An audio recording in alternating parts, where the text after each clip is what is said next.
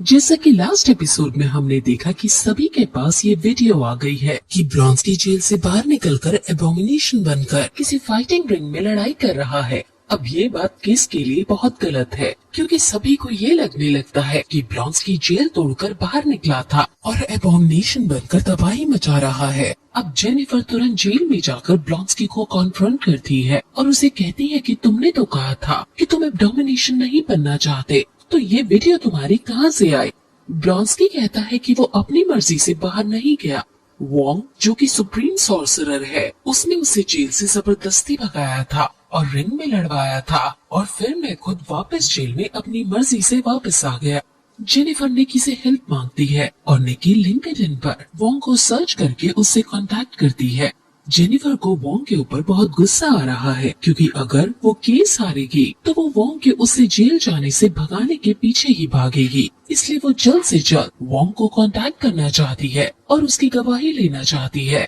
हर तरफ न्यूज में जेनिफर के खिलाफ न्यूज चलने लगती है, क्योंकि एबोमिनेशन, जिसने कई सारी जान ली है, उसको जेनिफर बाहर निकलवा रही है और अभी भी उसने जेल तोड़कर किसी से रिंग में फाइट की है। यानी एबोमिनेशन अभी भी पब्लिक के लिए खतरनाक है। ऐसा सब न्यूज में दिखाया जा रहा है। हर कोई जेनिफर का इंटरव्यू लेना चाहता है और उससे अलग अलग तरह के क्वेश्चंस पूछना चाहता है, लेकिन जेनिफर निकी को साफ मना करके कह देती है कि ये सब हाई प्रोफाइल केस की वजह से है और केस खत्म होते ही कोई उसे नहीं पूछेगा। अब फिर जेनिफर को उसका बॉस बुलाता है और वहाँ जाकर जब वो देखती है तो उसे जेनिस दिखता है। जेनिस यहाँ पर अपना एक केस लेकर आया था। असल में जेनिस को एक एस्गार्ड की जादूगरनी ने मेकांथी स्टैलियन, जो कि हॉलीवुड एक्ट्रेस है, उसका बेस बनाकर अपने प्यार में फंसाया था और उसे कई सारे पैसे ऐंठने थे, लेकिन जेनिस ने उस पर केस कर दिया है और वो अपने लिए एक लॉयर हायर करने के लिए इनकी फर्म में आया है। अब वो बात कर ही रहे थे कि तभी वहाँ वोंग आ जाता है, जिसे लिंक्डइन पर उनका मैसेज मिल गया था और जेनिफर के पूछने पर वो जेनिफर को बता देता है कि उसी ने उसकी मर्जी के खिलाफ एबोमिनेशन को वहाँ से निकाला था, क्योंकि वो सॉर्सरर सुप्रीम बनने वाला था और उसे प्रैक्टिस करने के लिए एक ताकतवर ओपोनेंट चाहिए थे। अब वोंग ये भी मान जाता है कि वो कोर्ट में आकर एबोमिनेशन को बचाने के लिए गवाही दे देगा। वही जेनिस एक लॉयर के पास अपना सारा केस समझा रहा था कि कैसे उसने 80 लाख रुपए से भी ज्यादा ऊपर लुटा दिए हैं और अब उसे ये सब मुआवजा चाहिए। असल में जेनिस बहुत ज्यादा नार्सिसिस्ट और अपने आप को 30 मार का समझने वाला इंसान था, जिस वजह से उसे लग गया कि मेकांथी स्टैलियन उसे डेट कर सकती है और आसपास की हर लड़की को वो छोटा समझकर उनके बिना पूछे ही उन्हें रिजेक्ट कर देता था। अब अपना केस समझाकर वो वहाँ से चला जाता है, लेकिन 2 मिनट बाद फिर से अंदर आकर कहता है कि वो केस ड्रॉप कर रहा है। ये सुनकर लॉयर हैरान हो जाता है,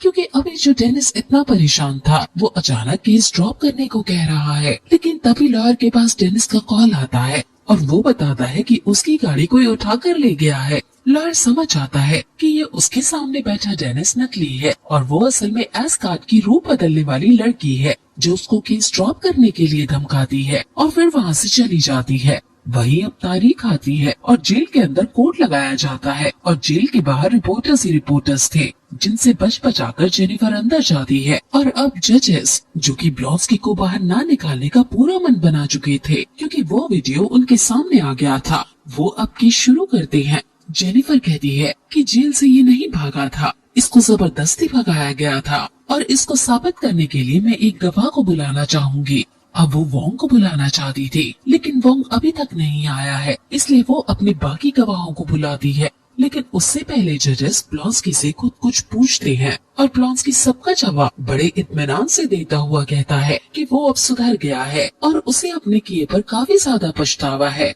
जब से उसे जेल हुई है तब से एक एक दिन उसने रिपेंट करते हुए गुजारे हैं और वो गुजारिश करता है कि उसे छोड़ दिया जाए, क्योंकि वो 20 साल अब जेल में गुजार चुका है। अब उसने जेल के अंदर ही उसका ध्यान रखने पर 8 लड़कियों को पटा लिया है, जो उसकी सोलमेट्स बनने वाली हैं। यानी अब उसकी लाइफ बाहर निकलकर बहुत अच्छे से गुजरेगी और वो फिर से कोई तबाही नहीं मचाएगा। अब लाइब्रेरियन, स्वीपर और गार्ड भी वहाँ आते हैं और वो सब बताते हैं कि ब्लॉन्स्की की बातें एकदम सीन की तरह हो गई हैं और वो शांति और अध्यात्म की बातें करता है और वो काफी सुधर गया है और उसने अपनी बातों से हमें समझाकर कई सारी हमारी प्रॉब्लम्स भी सॉल्व कर दी हैं। अब ये सब बात ब्लॉन्स्की को पैरोल देने के लिए मोर देन सफिशिएंट थी, लेकिन अभी भी ये बात साबित नहीं हुई थी कि एब्डोमिनेशन जेल से भागा क्यों। अब जेनिफर टेंशन में आ रही थी कि वहाँ तभी वोंग आ जाता है, जो पहले तो लेट होने के लिए माफी मांगता है और जजेस को गवाही देता है कि वो जबरदस्ती एबोमिनेशन को लेकर गया था और उसका काम होने के बाद मैंने तो उसे कहा था कि तुम कमरताज में सुख से रहो, लेकिन वो ही वापस जेल में रहकर अपनी सजा काट कर पश्चाताप करना चाहता था। अब जजेस समझ जाते हैं, लेकिन उन्हें एक और डाउट था कि ब्लॉन्स्की तो चलो सुधर गया है, हालांकि अगर गलती से वो एबोमिनेशन बन गया तो क्या वो आउट ऑफ कंट्रोल नहीं हो जाएगा। इस पर ब्लॉन्स्की तुरंत एबोमिनेशन वहाँ रूप ले लेता है और आसपास के लोग काफी ज्यादा डर जाते हैं, लेकिन एबोमिनेशन बनकर भी वो एकदम शांति से खड़ा रहता है और सभी को ये यकीन हो जाता है कि ब्लॉन्स्की अब हार्मलेस है। वहीं दूसरी तरफ कोर्ट के अंदर जेनिस का केस चलता है और जेनिस इस केस में हार रहा होता है, क्योंकि जजेस डिफेंस का कहना ये था कि वो रिलेशनशिप में थे, लेकिन मैगन थी स्टैलियन बनना उसका सिर्फ एक रोल प्ले था और ये बात जेनिस को पता थी। जज भी उसकी बात पर यकीन कर लेता है, क्योंकि भला कोई आदमी कैसे सोच सकता है कि मेगन थी स्टैलियन उसे डेट कर रही है और जेनिस जरूर अब झूठ बोल रहा है। अब आज का ट्रायल यहीं खत्म हो जाता है और जज चला जाता है, लेकिन तभी वो जादूगर एस्काजिया जज का रूप लेकर जज सीट पर बैठकर कहने लगती है कि जेनिस हार गया और केस बदल गया। अब केस को अगली तारीख क्योंकि दे दी जाती है, इसलिए सभी वापस चले जाते हैं। वहीं दूसरी तरफ जजेस आज का ट्रायल खत्म करके अपना डिसीजन अगली तारीख तक के लिए पेंडिंग कर देते हैं और क्योंकि वोंग ने उसको भगाया था, इसलिए जैसे ही जज वोंग से कुछ सवालात करने की कोशिश करते हैं, वोंग स्लिंग रिंग्स की मदद से वहाँ से टेलीपोर्ट होकर चला जाता है। अब जेनिफर अपने घर जाने लगती है और रास्ते में कई रिपोर्टर्स तो ये तक बात बना देते हैं कि इनका अफेयर चल रहा है और जेनिफर ब्लॉन्स्की की गर्लफ्रेंड है। अब निकी के साथ वो रात को ब्लब जाती है और वहाँ वो लॉयर भी थी। निकी उसको एक मेमे दिखाती है जिसमें कई लोगों ने तो ये तक कह दिया था कि जेनिफर ब्लॉन्स्की के बच्चे की माँ बनने वाली है। ये सब देखकर जेनिफर काफी इरिटेट हो जाती है, लेकिन उसे पता था कि ये सब सिर्फ केस चलने तक चलने वाला है, इसलिए वो ज्यादा इन बातों को दिल पर नहीं लेती है। अब लॉयर डेनिस की बातें करता है, जिस पर जेनिफर डेनिस के बारे में आग उगलते हुए कहती है कि वो तो अपने आप को न जाने क्या समझता है।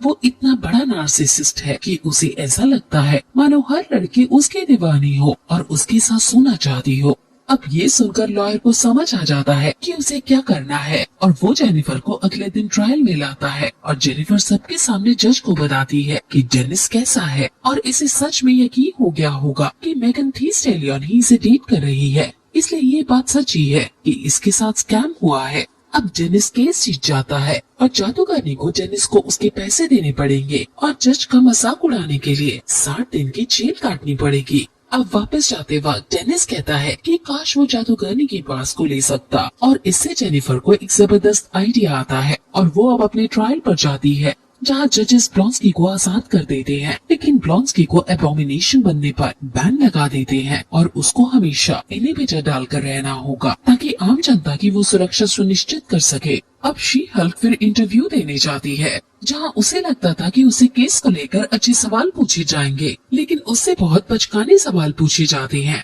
कि जैसे उसका नाम शी हल्क क्यों पड़ा, वो डाइट में क्या खाती है, एक्सरसाइज रूटीन क्या है, यानी जितना वो अपनी लाइफ से एक्सपेक्ट करती है उसकी लाइफ में अभी वैसा कुछ नहीं हो रहा है। और वो फिर घर के लिए निकल जाती है, लेकिन रास्ते में कुछ गुंडे जिनके पास एलियन टेक्नोलॉजी के हथियार थे वो शी हल्क पर हमला कर देते हैं। शी हल्क अपना रूप लेकर उन्हें पीटने लगती है और उनमें से एक आदमी इंजेक्शन से उसका खून लेने का ट्राई करता है, लेकिन शी हल्क की बॉडी इतनी मजबूत थी कि नीडल क्रॉस नहीं हो पाती और उन गुंडों को खाली हाथ ही लौटना पड़ता है और फिर यही एपिसोड खत्म हो जाता है।